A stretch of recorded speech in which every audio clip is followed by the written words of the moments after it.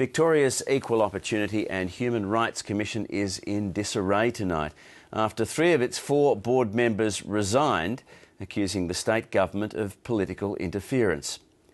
The board had spent months selecting a new commissioner for the body, only to have their choice overruled by the Attorney-General. Jeff Waters reports. The Equal Opportunity and Human Rights Commission runs campaigns and keeps a check on Victoria's unique human rights charter.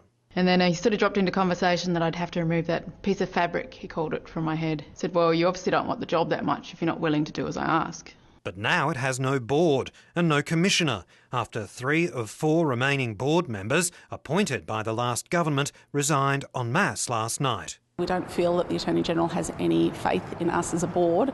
Businesswoman Carolyn Cresswell and her colleagues resigned after the government rejected their preferred candidate for the Human Rights Commissioner's job.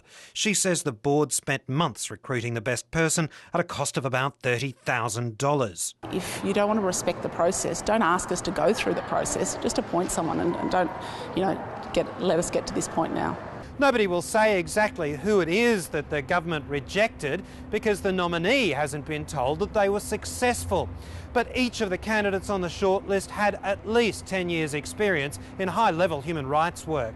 Nevertheless, the government says the choice was too inexperienced. I'm disappointed that board members have chosen to resign. I don't know the details of that. They had a couple of months to go on their terms.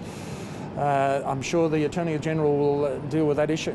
In spite of her resignation, Carolyn Cresswell found herself handing out awards at a function sponsored by the Premier. She says politics played a part. Obviously, the fact that they've been rejected means that there is some political background. The last Baillieu government appointment to the board, Professor Curravilla George, resigned himself after opposing same-sex marriage. The hunt is now on for a new board as well as a new commissioner. Jeff Waters, ABC News.